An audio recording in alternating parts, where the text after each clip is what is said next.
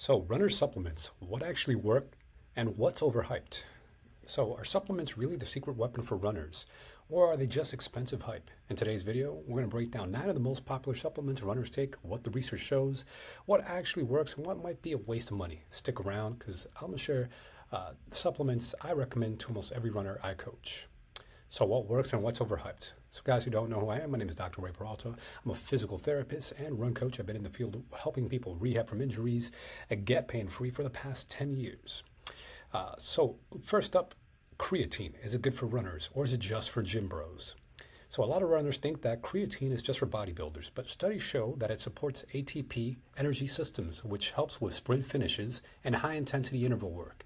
It can also boost your glycogen storage, so you can store more glycogen in your body and aid recovery. So I usually recommend 3 to 5 grams per day. This is just based on what the research shows. It's safe, effective, and backed by strong evidence. So to recap, creatine helps with sprint finishes, strength, and recovery support. And next up is fish oil, or omega-3 fatty acids. So omega-3 can come from fish oils, but you could also find this in chia seed, flax seeds, different nuts, but it's highest in the fish oil. It helps reduce inflammation, support joint health, and may even enhance protein uptake.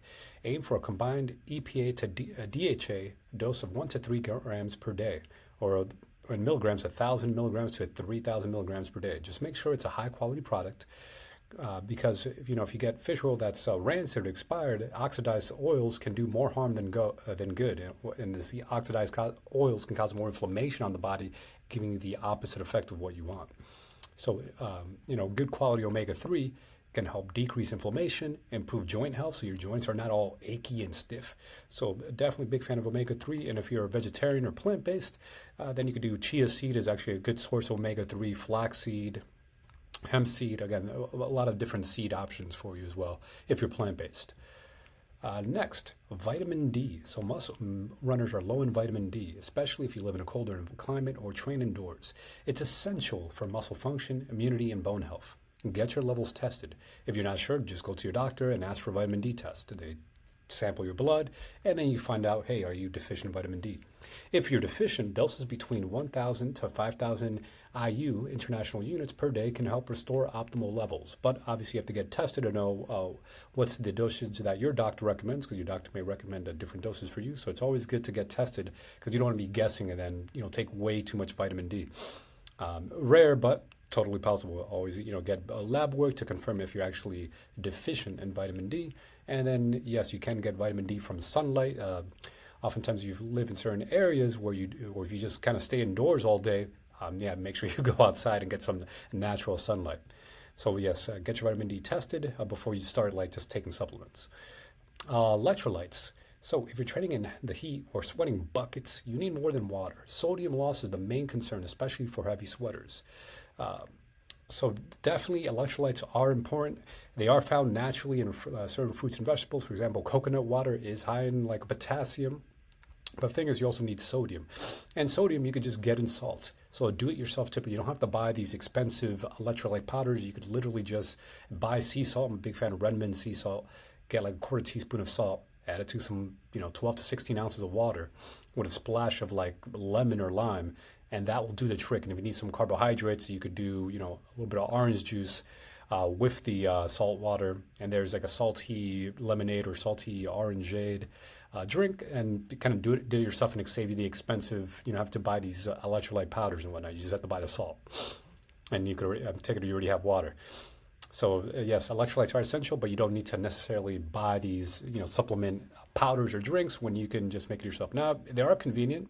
Hey, if you don't feel like making a little cocktail at home, adding salt to your water, you want to just buy the powder drinks, you can for sure. But oftentimes you can just buy some coconut water, sea salt, water, lemon squeeze. You get the point. You can just easily make this yourself.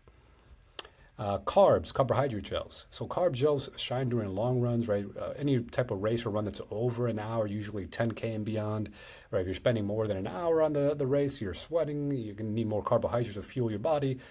Gels can be beneficial. Typically, it's 30 to 60 grams per hour. Now, some people who are larger athletes, they may even need 75 or 90 grams of carbohydrates per hour, or maybe you're doing an ultra marathon, which is spending more time on your feet. You may need closer to that 90 grams of carb per hour. But train with them. Don't just try random brands. See what works with your gut, because some people could cause GI issues where they have to run to the porta potty. So don't just wait till race day to experiment. Try them out on your long runs. So yes, carb gels can work. They can be effective when you're, especially if you're doing long runs.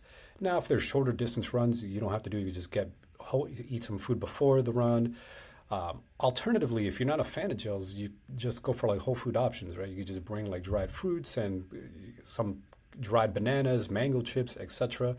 You could bring your own carbs. Carbs can also just come from fruits and different carb sources. You could actually have like granola with you as a natural carb source, so it doesn't have to come from gels either. So don't feel you have to buy supplements or gels if you want to take more of a whole foods route.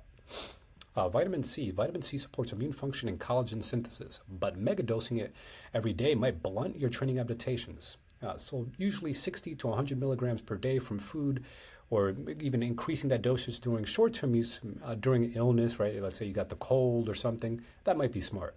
But daily mega doses, where some people just mega dose vitamin C, not so much.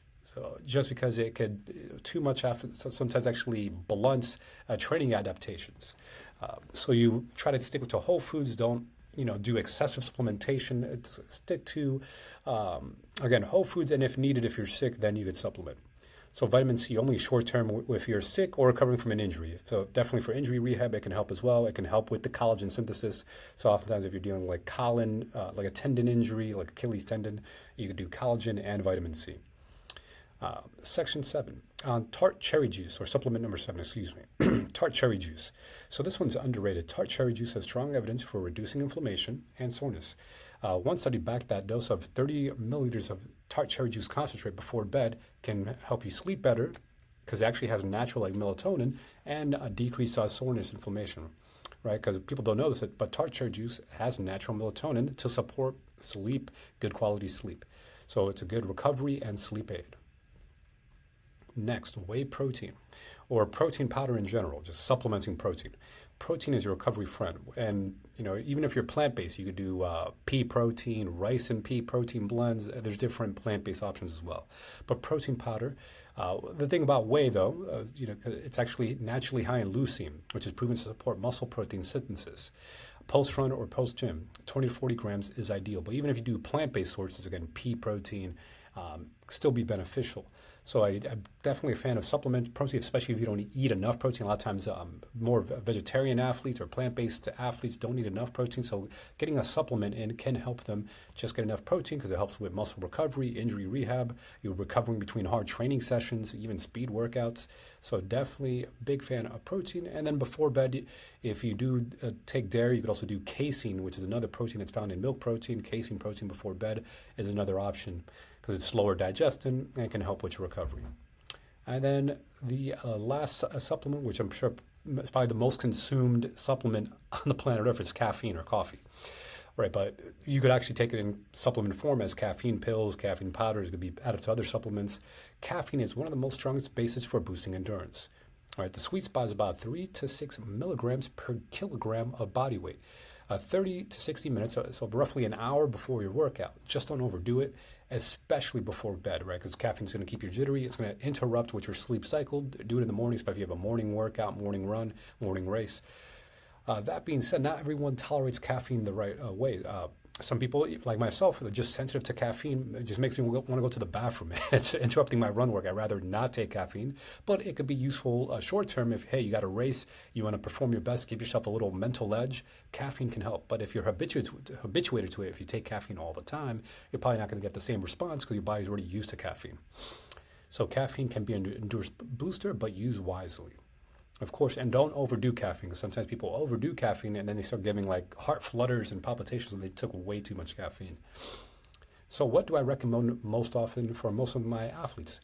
Vitamin D if you're deficient, of course, so definitely get this tested out by your doctor, get blood work. And then omega-3, especially if you don't eat fatty fish on a regular basis, make sure you've got omega-3. And a lot of times vegetarian or plant-based eaters are low on omega-3, so making sure, hey, they're adding more like chia seeds or flax seeds so they could get that omega-3. And then additional, these are optional, of course, but creatine, protein powder, Tart cherry juice, and electrolytes can all be valuable depending on your training phase, right? If you're training for a marathon, you might find that you're just gonna have to have some electrolyte, increased hydration needs. So that might be a mandatory for you because you're in a marathon training block. But if you're a 5K runner, you might find that you could just get by with just having some water and coconut water. But just remember, supplements only help if your foundation is solid.